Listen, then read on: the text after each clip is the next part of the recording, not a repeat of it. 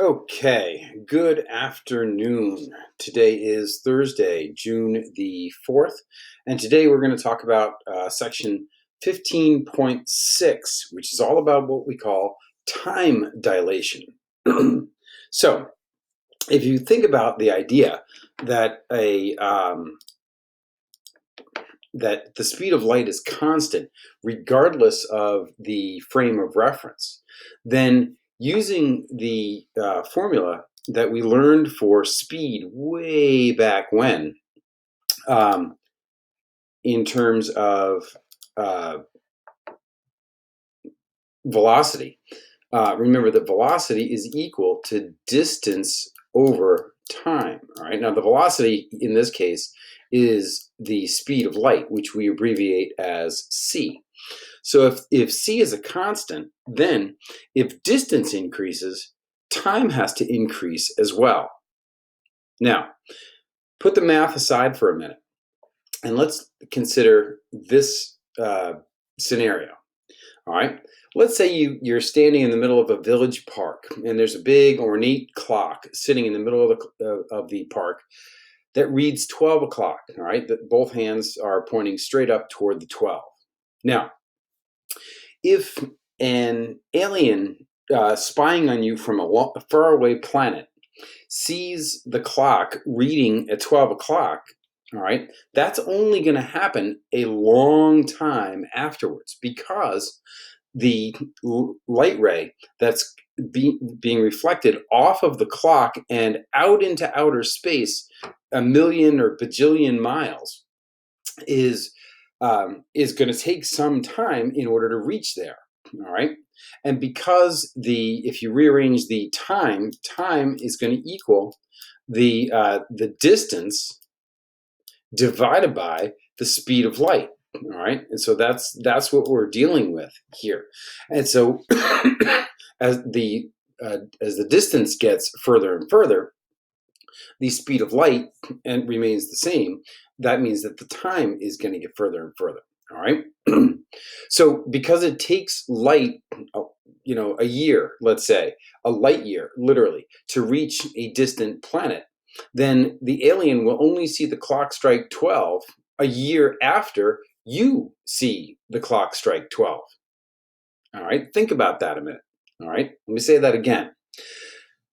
Because let's say the alien is a light year away, that means that the alien will only see the clock strike 12 on June the 4th, a year after you see the clock strike 12 on June the 4th.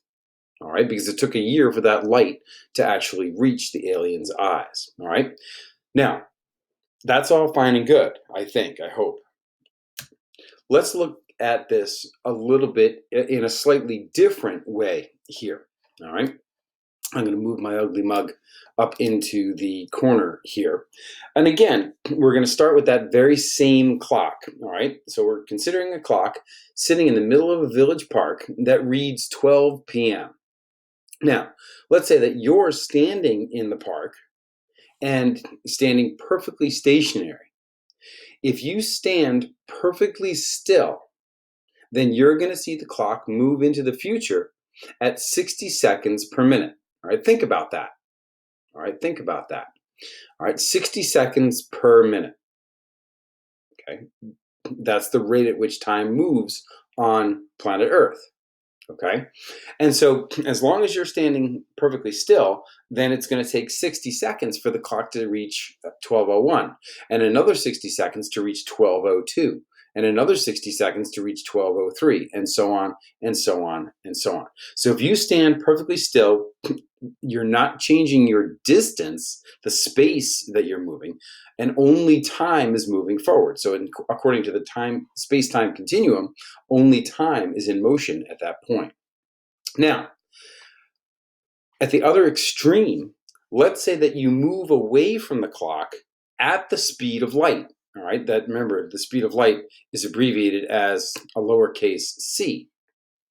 If that's the case, and you can actually keep up with that beam of light, then the clock is always going to read 12 o'clock from your perspective. All right. And so if you're moving at the speed of light, time is actually standing still. Outstanding, amazing. All right. But time will be standing still. Now, those are the two extremes, when you're standing still and when you're moving at the speed of light. What happens if you're moving away from the clock at a speed that's less than the speed of light? Well, in this case, you're going to see the clock move, but it's going to move more slowly than if it would if you were standing right next to it. But of course, it's not going to stand still because you're not moving at the speed of light. And so essentially you'll see the clock advance, but it's going to advance in slow motion relative to your speed. Okay. And so according to your perspective, maybe it only takes 30 seconds for the clock to, it moves, the clock would only move up 30 seconds in what you would consider a full minute. Okay. This is what's known as time dilation. All right. Time seems to be slowing down for the clock if you're moving at a very quick speed away from the clock. Now, how does this actually work? Well, Einstein theorized that if you could produce a structure called a light clock, that we could demonstrate this idea of time dilation. And the diagram that just popped up on the right-hand side illustrates this. Let's say that you develop a light clock, which is essentially just an empty tube with perfect mirrors at both ends. The light will simply bounce back and forth, and you can see that here in this picture. The light simply bounces up and down and up and down and up and down in this light clock. Now, if the light clock was 300,000 meters, no, I lied, 30 million meters apart, if the two mirrors were 30 million meters apart, it would take 1 second for the beam to travel from one mirror to the next. All right, and then another second to bounce back to the first mirror. All right, but the light will continue to bounce back and forth indefinitely, and so each tick of the clock would be 1 second in that case. Now, if the clock is stationary relative to you, it simply bounces back and forth and up and down. All right. And so the light clock would function just like the watch on your wrist or a clock on the wall or whatever it is. There would be no difference in that particular scenario. So if the clock is stationary relative to the observer, it simply bounces back and forth. All right. Now, what about the second scenario? In the second scenario, we've got a situation where the spaceship is hurtling along at some very, very great speed. Maybe not the speed of light, but a speed that's fairly significant, all right? Much faster than, say, we could actually move here on Earth, all right? And so again, we're dealing with this idea of the light clock. In this case, the observer in the spaceship rather, is going to see time moving on just like he always does. But to an observer on the ground, this person right here, she is going to see the light actually moving in a diagonal path. All right. So if the clock is placed in a fast-moving spaceship, we, the observers on the ground, see the light moving at a diagonal. But since the speed of light is constant, it's going to take longer for the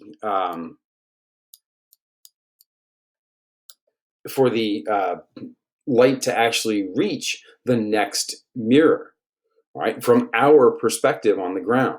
And so therefore, the amount of time is going to be greater. All right. And so the person on the ground is, quote unquote, moving at a faster rate of time relative to the clock than the person in the spaceship is moving. All right. And that's kind of an interesting dilemma here. All right. It's all strictly theoretical because we can't move at the speed of light. But if we could move at the speed of light, if we had the USS Enterprise and we could travel at warp speed, all right, this would have significant implications to our aging process because moving at the speed of light, we wouldn't age at all relative to the people who are still back on Earth. All right, and so this is kind of an interesting little exercise to think about. All right, let's look at it from this perspective here. All right, same example now. For the observer inside the spaceship, time moves on at a regular rate. All right, but for the observer on the ground, time has slowed down. All right, at least from the perspective of this particular light clock, and that means that it has dilated. What that means is that to the person on the ground, the person on the spaceship seems to be moving more slowly. And to the person in the spaceship, the person on the ground seems to be moving more slowly. All right. And so time has literally slowed down or dilated in this case. All right. This is a little freaky here. All right. You've really got to think about this and try to figure out just how much or just how this works. All right. But for the observer on the ground, the time has slowed down. Now, for the observer in the spaceship, it's going to appear that the time on the ground has also dilated. All right, and so each one is going to see the other moving at a slower rate than they would have in the past. Now, this has implications for time travel, if you will. But the difficulty with time travel is that we can only travel into the future. All right, we can't, even in Einstein's postulates, we can't travel backward in time. All right, so in a light clock, for the observer in the spaceship, it appears that the time on the ground has also dilated. All right, changed its pace. Okay. So let's do a couple of example questions here just to see what this might all mean. So example number 1 says, does time dilation mean that time really passes more slowly in moving systems, or that it only seems to pass more slowly? All right. Does time dilation mean that time really passes more slowly in moving systems, or that it only seems to pass more slowly? Well, the answer here is that the slowing of time in moving systems is not merely an illusion, all right, that results from the motion. Time really does pass more slowly in a moving system compared to one that's at relative rest. All right. And again, we're going to talk about this in great detail in the next lesson. All right. But yes, the answer is yes. Time really does pass more slowly in a moving system. Now, for example number 2, it says here, if you were moving in a spaceship at a high speed relative to the Earth, would you notice a difference in your pulse rate? Okay. The answer there is no, because relative to you, your pulse is with you. It's not traveling at a different speed than you are. And so there'd be no relative speed between you and your own pulse. And so no relativistic effects would be noticed. All right. However, would you notice a difference in the pulse rate of the people back on Earth? And in this case, the answer is yes. There would be a relativistic effect between you and people back on Earth. You would find that their pulse rates are slower than normal. All right. And by the way, they would find that your pulse rate was slower than normal as well. All right. And one of the things you can take from this example is that the relativistic effects are always seen in the other guy. All right. If you're on the spaceship, the people on Earth seem to be moving more slowly. If you're on Earth, the people in the spaceship seem to be moving more slowly. Okay. Finally, example number 3. In this case, the question is, will observers A and B agree on measurements of time if um, A moves at half the speed of light relative to B, and if both A and B move together at 0.5 c, half the speed of light relative to the Earth? Okay. Now, in this case, when A and B have different motions relative to each other, then each will observe a slowing of time in the frame of reference of the other guy. All right. Again, we attribute these effects to the other guy. And so the answer for the first part of this question is that they will not agree on the measurements of time. All right. They will not agree on the measurements of time. However, when they are moving at the same time in unison, all right, in this case, they will share the same frame of reference, and therefore they'll agree on measurements of time. They will each see each other's time as passing normally, and they will see events on Earth in the same slow motion. Okay.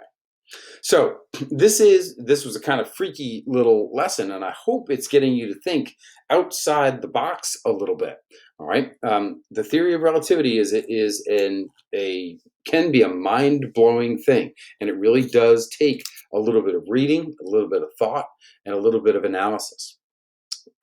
Now, your homework for which we do tomorrow by the end of the day, will be to do worksheet 15-1, which I will post on today's topics page in the portal.